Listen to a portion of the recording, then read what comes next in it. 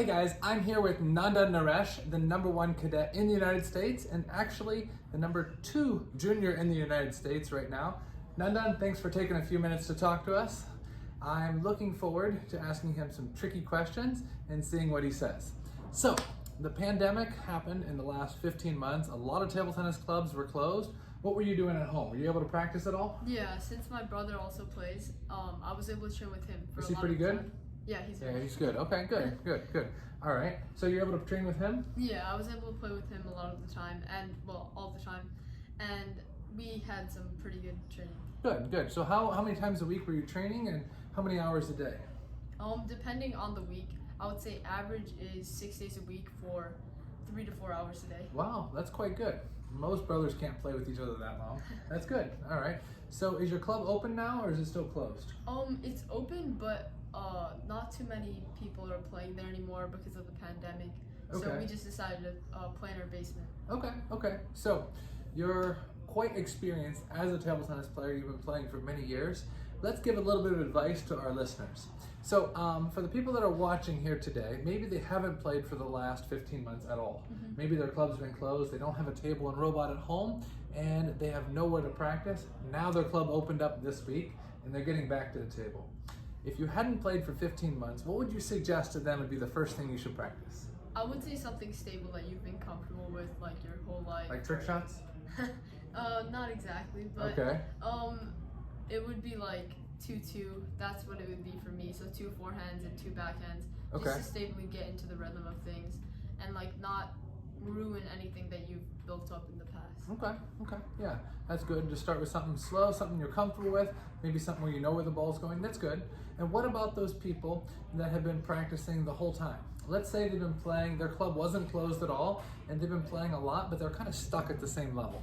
Let's say you're giving advice to a kid that's stuck at 2100 or 2200 or 2250, and they've been stuck at that level for a long time. What would you recommend would be something to help them to kind of get over that hump and get to the next level? I think the main thing is for people to just be more consistent, because a lot of people, they look at the pro players, they look at their quality, and they try to apply that to their game, but they have to first focus on putting the ball on the table, and after that comes, then you can add quality to the ball.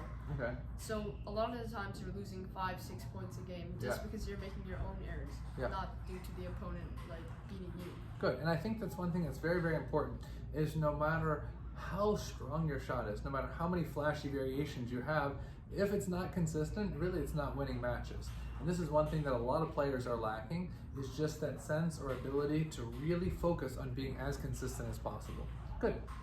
All right, so now for the funny part. Tell me the best trick shot that you know.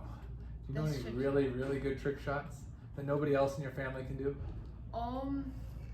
One that I can do that not many other people can do is I can go and hit a ton of behind the backs. I can hit like 10, 20 straight. I think we're gonna have a behind the back showdown after this. Let's see who can do the most. Who do you think can do more, you or me?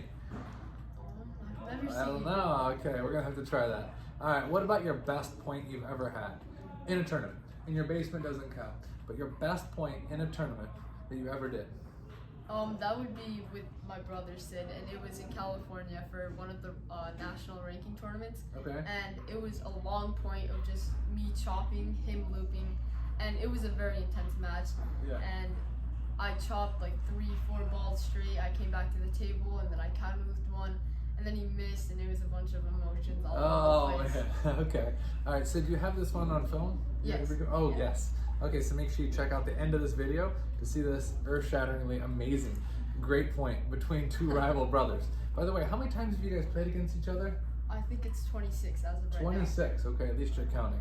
And what's the record? 13 and 13? 24 and 2 for him. 24 for Sid and 2 for the Little Big Shot. Little Big Shot. Were you guys on TV? Yeah. Were you? Yeah. How many times have you been on TV in your life? I think 6. Okay, so tell me about Little Big Shots. So that was actually probably my favorite experience because Steve Harvey was just so entertaining. He makes you laugh.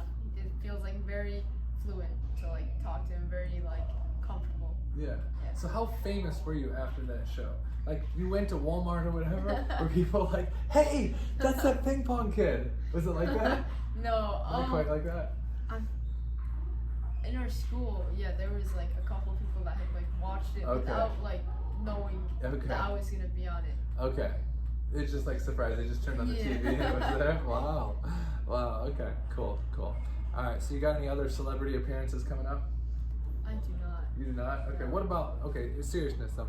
What about tournaments? Do you have any other tournaments, like major events this year that you're planning for? Yeah, I have one big one coming up. It's in Buenos Aires, which is in Argentina. Yeah. So that's for the Pan Am Junior Championships, which is for U15 and U19. So I'm hoping to medal there. Good. Yeah, I am very, very, very optimistic that you can medal for under 15, and you never know about under 19. It's always a possibility. But under 15, I think you have a great, strong possible chance, and I really love to see your training. You've been working hard here, playing 5, 6, 7 hours a day. So keep it up, and I really think that you're on track to winning the under 15. So thanks for taking the time to talk to us, and make sure you check out that highlight film right at the end of this video.